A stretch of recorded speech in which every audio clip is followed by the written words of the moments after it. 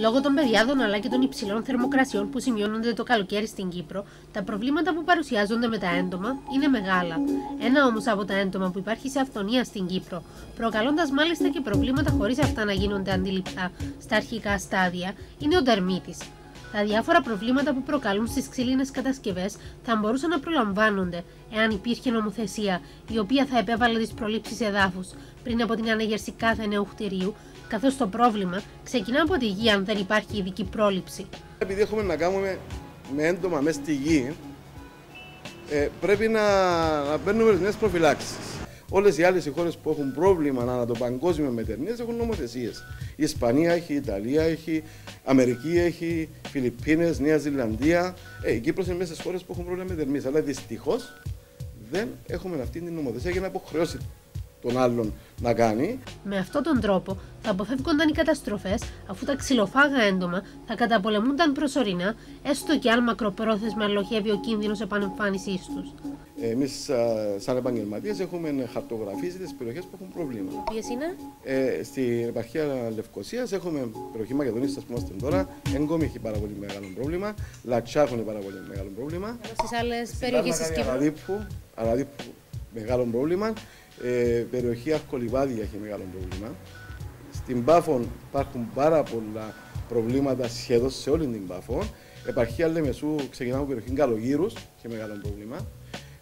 Περιοχή Παλώδιας και κάτω έχει μεγάλο πρόβλημα.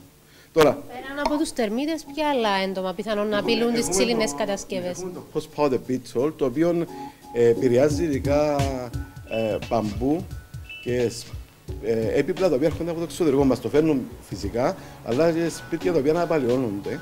Έχουν μεγάλο πρόβλημα αυτά. Ανοίγουν μικρές τρυπούλες αυτά και βγάζουν σκόνη προς την πούτρα. Είναι ένα άτομο πολύ μικρό, όπως την κατσαριδούλα, πάρα πολύ μικρό. Αλλά έχουμε και το σαράκι, το γνωστό σαράκι, το οποίο στην Κύπρο πάντα όταν είχαμε πρόβλημα με τη ξυλία, πάντα λέγαμε μας το φάνε το σαράκι. Ενώ είναι διάφορα είδη σαρακιού.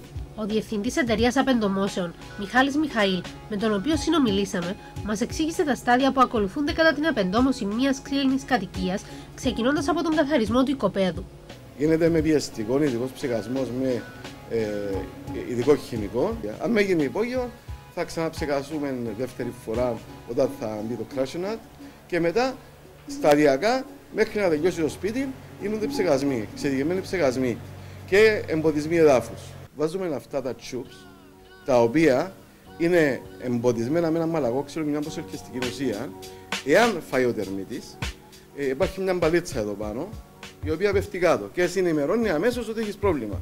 Και μας ενημερώνουν εμάς οι πελάτες για να προλάβουν το πρόβλημα. Διότι όταν χτίσεις ένα σπίτι, κάνεις πρόληψη στο σπίτι που θα χτιστεί, δεν κάνεις όλη την γειτονιά. Όσον αφορά τα φάρμακα τα οποία χρησιμοποιούνται κατά τη διαδικασία απεντόμωσης σε μια ξύλινη κατοικία, κάποιες φορές είναι χημικά, κάποιες άλλες όχι. Εξού και δεν προκαλούνται αναθυμιάσεις για να πετούνται μάσκες.